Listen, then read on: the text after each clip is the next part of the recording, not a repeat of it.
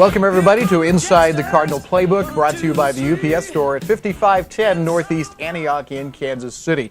It's basketball season, and Coach Jill Kress from the Jewell women's basketball program is with us. We'll also be visiting with Larry Holly in a little bit, and then in a special feature, it's Coach to Coach, where Coaches Holly and Kress will visit with each other. That should be largely entertaining, and I know you're looking forward to that, Coach Kress.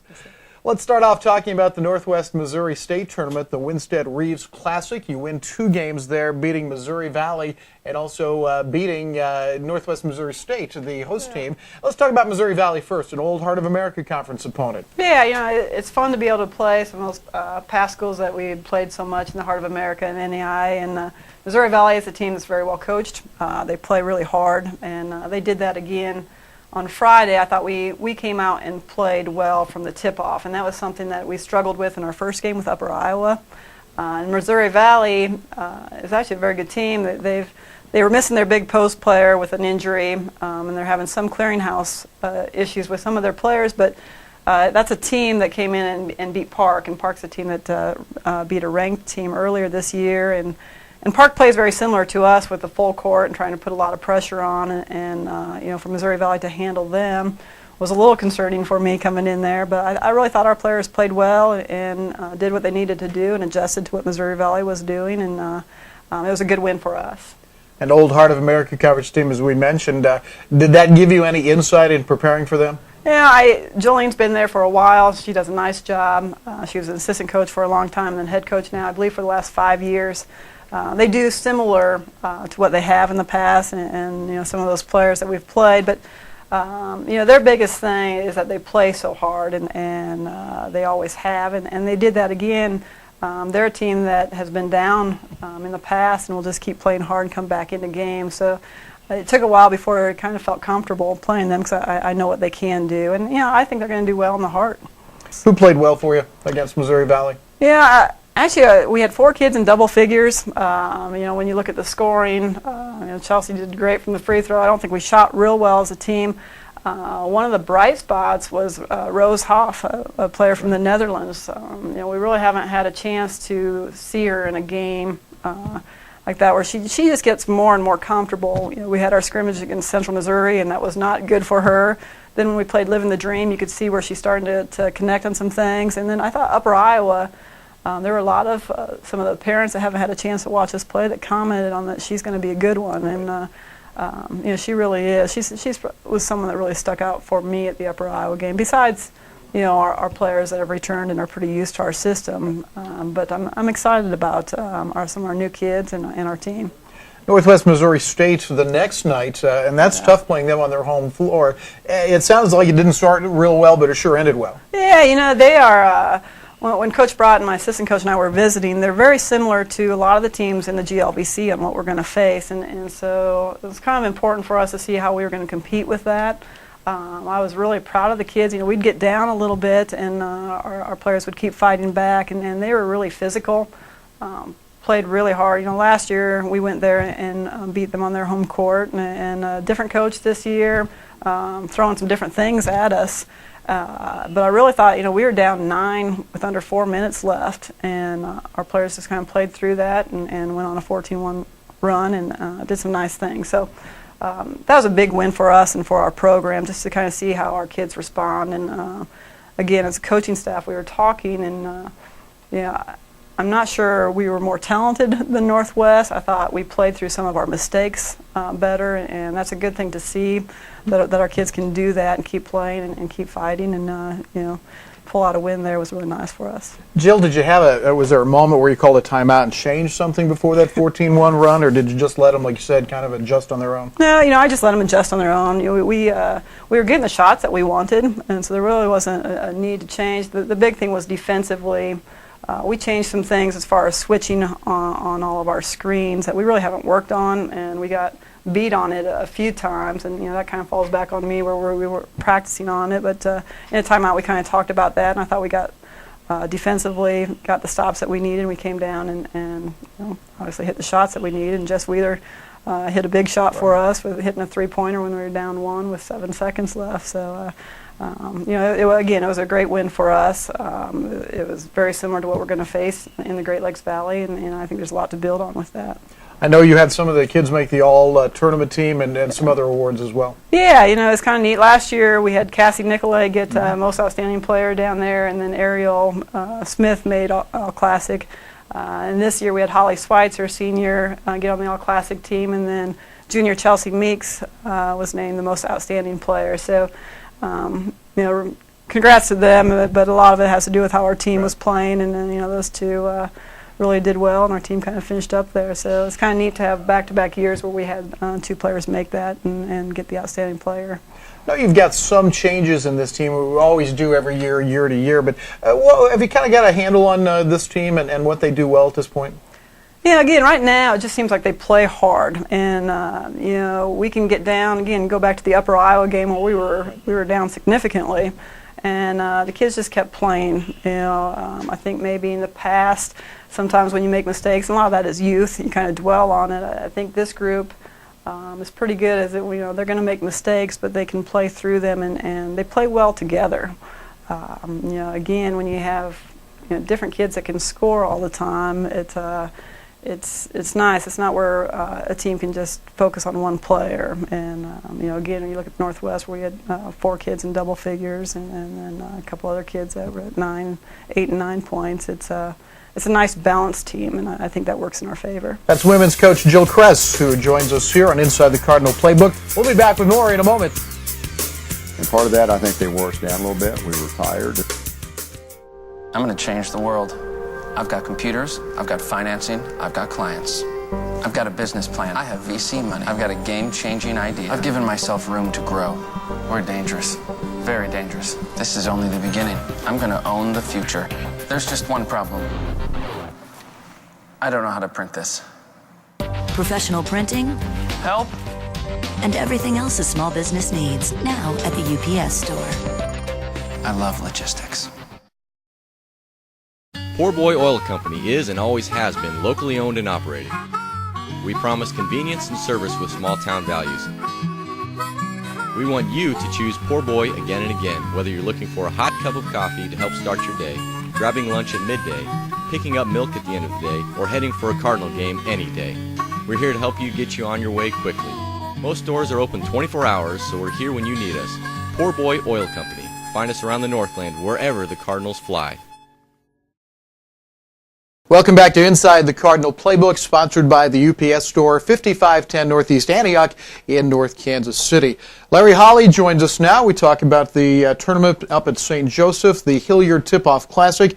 You win a big one against Missouri Western, only one of a handful of losses for them in their own tournament, and then a tough Northwest Missouri State team with the loss on Saturday night. Let's start with the win. Well, Missouri it was, Western. it was a good event for us. We've played in it a couple of times, second year in a row for us in this format, and it becomes a predetermined who you're going to play type of thing, where you play 2 very fine NCAA Division II schools, Missouri Western State University and Northwest Missouri State University. So it's a great test for us early, and we did get a nice win on Friday night, and we shot it much better. They played zone. Well, I don't think we're going to play against a lot of zones this year. So that was something new for us. We had not spent much time getting prepared for that. Fortunately, we found the open guys on the perimeter and made 10 threes and got it inside as well, and shot it well enough to pull away at the end and win by 16. Missouri Western's a very proud program. They've hosted this event for a number of years in the current format. I think their record going into that game was 35-5. Right. So to put loss number 6 on the Griffins was very pleasing from our standpoint as a coaching staff. Very good win against a very talented team that I think is going to have a fine year. You said after the game that when those shots go in, it makes things so much easier. Can you talk about that a little bit? Well, you can X and O all you want, but if the ball's not going in the basket, you're going to struggle. And we have struggled, quite honestly, until that game. And you can play extremely well, ball doesn't go in the hoop, and you can lose. You can play poorly, but all your shots go in and you win. And so now when you have both things going for you, when you are executing, playing great, and the shots go in, then you've got something special. And of course, that's what all of us as coaches are trying to get our teams to do. But that particular night, it was very good for us. As you know, we had struggled with three-point shooting in the 3 preseason scrimmages and exhibition games. And we'd struggled in our first game at Upper Iowa. And we struggled the next night against Northwest Missouri State. And you always want to give credit to the other team because, you know, Northwest is an outstanding defensive team, as are the other programs that we played against earlier. But for us, a lot of it was just, I think, still confidence. And we went 2 for 18 Saturday night against Northwest, 0 for 8 in the second half, and they got away from us, and we couldn't climb the hill to get back in the game. So, I mean, that is, I don't know if the word's a concern, but when we shoot well, we're going to have a chance this year in every game. We're a lot of new faces. We're starting a freshman, a sophomore, 2 juniors, and a senior. That's what we did in our last game. So a lot of people out there that's never donned a uniform for William Jewell. Let's talk about some of the people that made a difference on Friday night. Ricky Tisdale hit back-to-back threes midway through the second half. That really seemed to turn things around, but I know you got a lot of that good outside shooting. We did. We had 6 different players make threes in that game, and I think Craig Matson started it out with a big 3, and then Jordan Lewis came off the bench in the first half to hit 2 big threes for us. And then, as you said, when Missouri Western made a little run at us, we were up 10 at the half, 40-30.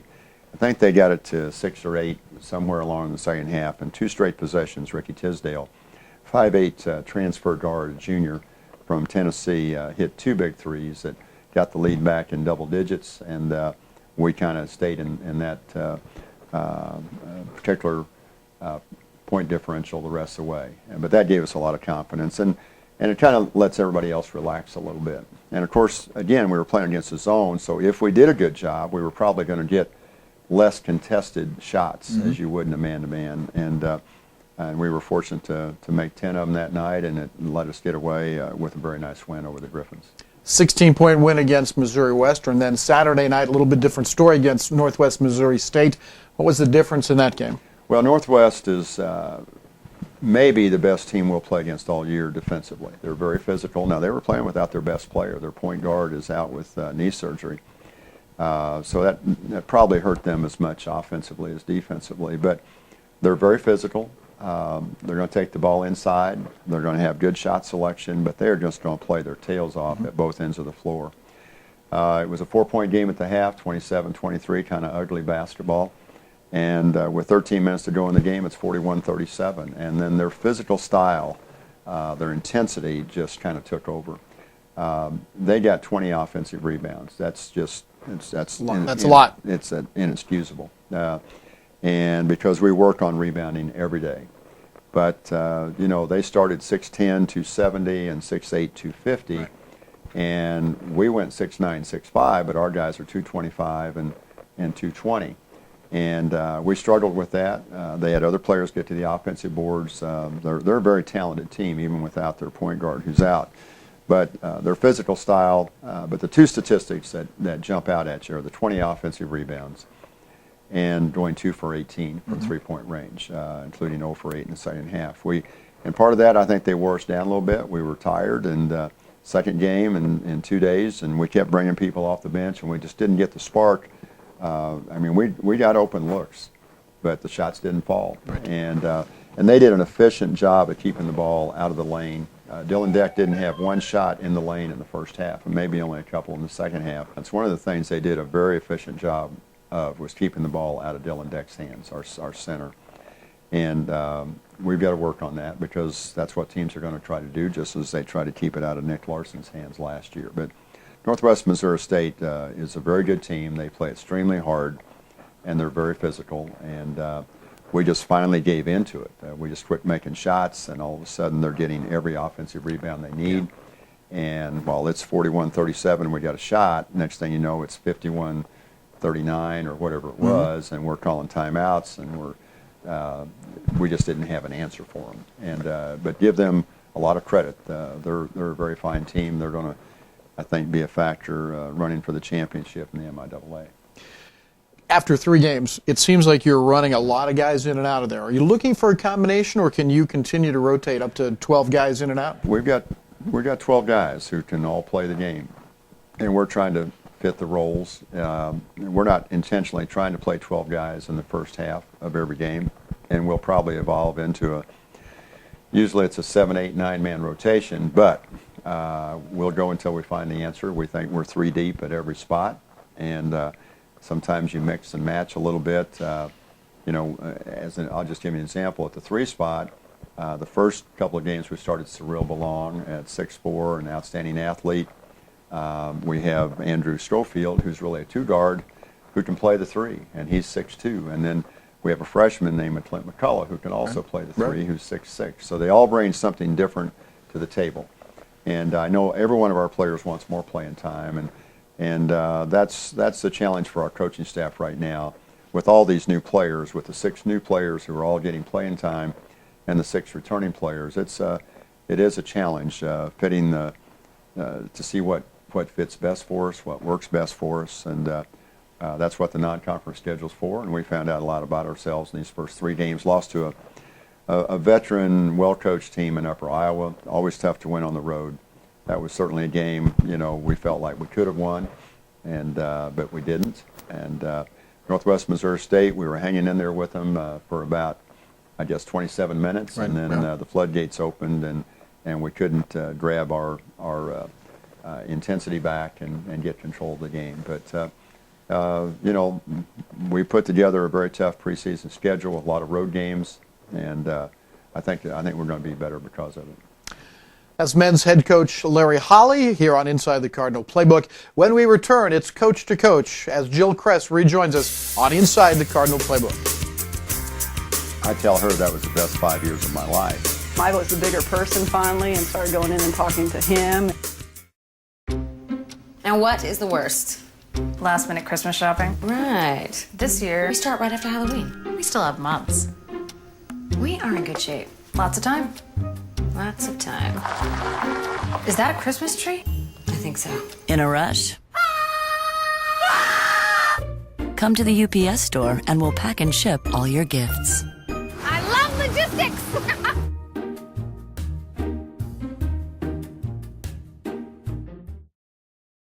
Hi there, this is Kurt McCoy, local owner, Shop Local 365 KC. Shop Local 365 KC, the home of MFS Design Services. We design websites and we do search engine optimization. We can help you shoot a local video for your event or for your business, and we can also help you with social media consultations. Contact us today at www.shoplocal365kc. We're back on Inside the Cardinal Playbook with Jill Kress and Larry Holly, and this section is Coach to Coach, where we have the 2 head coaches of basketball here at William Jewell College visit with each other. Got a question for you to start this segment. You have known each other for several years. What's that relationship been like? I don't know where I want to start with this. I think I'll start with Coach Holly, because he usually has a good line. Well, you probably should have started with her, because she claims that I never spoke to her the first 5 years she was here. For a while as an assistant, then as head coach, and I tell her that was the best 5 years of my life, because I didn't have to respond to what she said, and a lot of times it's really nice to be in the office when she's not next door, because she's always coming in giving us a hard time. But she has been super to work with. I've been blessed in that regard since I've been here. Quite honestly, the first women's coach here was my college coach, Jim Nelson, and advanced all the way through Debbie Baker Carrier, who was really nice to work with. And Coach Kress has done a phenomenal job taking the women's program to 7 national appearances in the national tournament, and really has been great to work with. And she helps me with all the technology of email and cell phones, and that I'm a little slow on the uptake at times, but the banter's a lot of fun, and again, she's made this job a lot easier for me over the last several years. So, Jill, the same question to you. Could you describe that relationship as eloquently as Coach Holly did? Yes, I can. Actually, the 5 years is true. I just thought this guy was full of himself and just wouldn't take the time to talk to me. He'd walk by and it's been fun getting to know him. I was the bigger person finally and started going in and talking to him. And my mom always told me to be careful what you wish for. In those 5 years, I always wished that he would speak to me and things like that. And now if I could go back, I kind of liked it the way it was. But he, after I did the talking and get to know each other, he's become my best friend. So I've been very fortunate. I don't know if that tells you a lot about my friend choices, but both he and his wife have been great for me, and he's great to work with. And he said that he's blessed to work with me, but I'll tell you, I'm really blessed to work with him. To have somebody with his accomplishments, and he's just a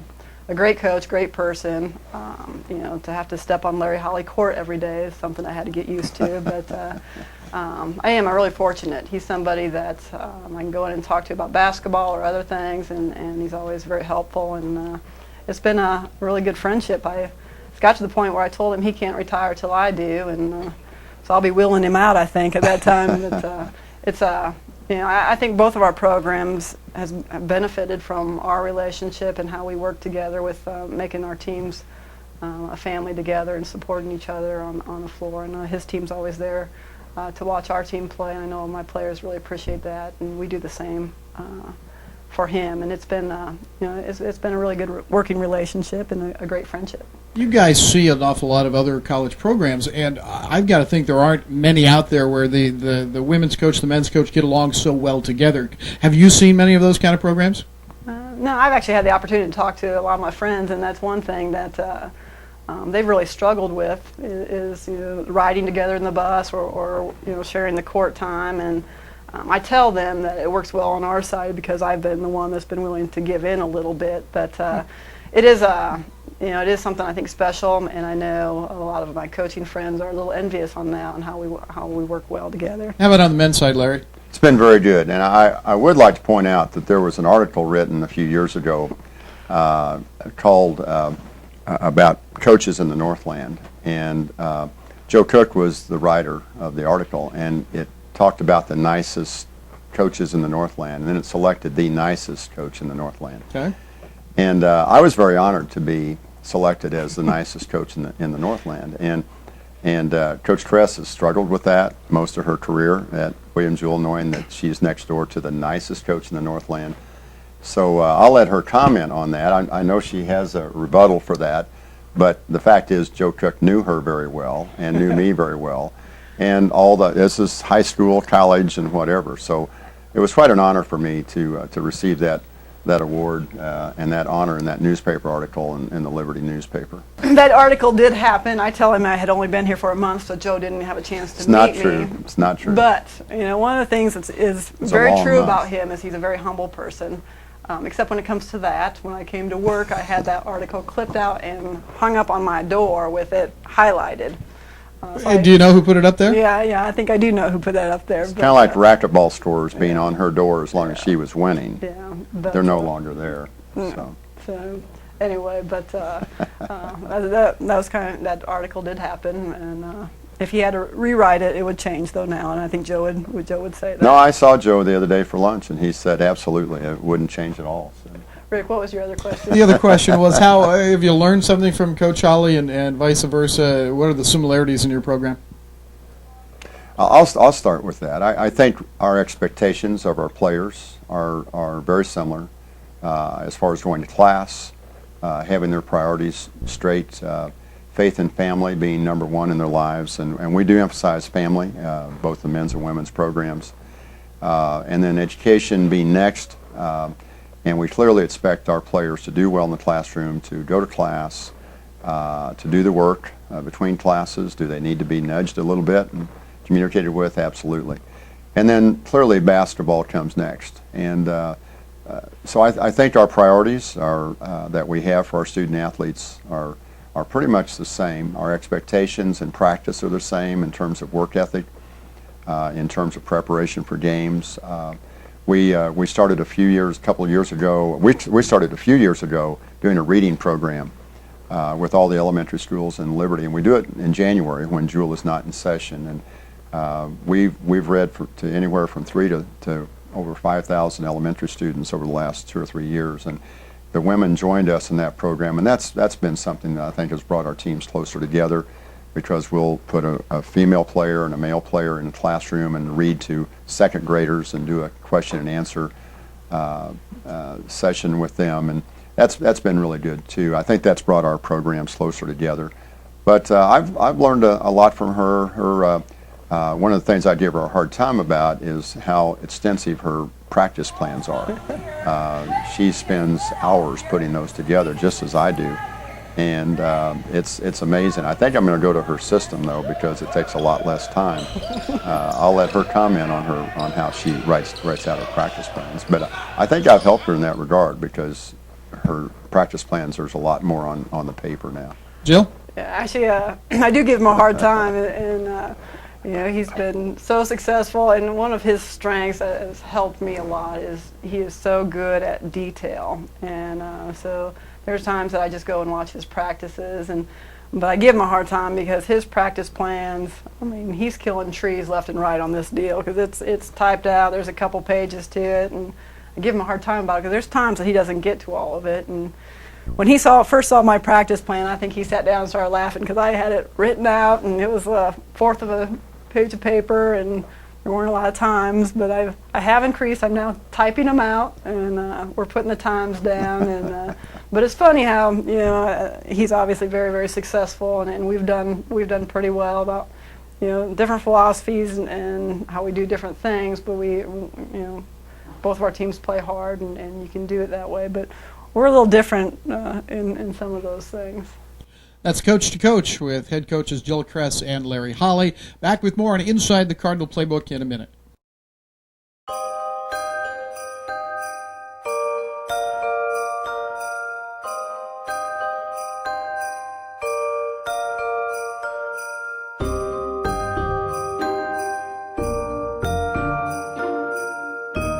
With extended hours, let the UPS store pack and ship your gifts.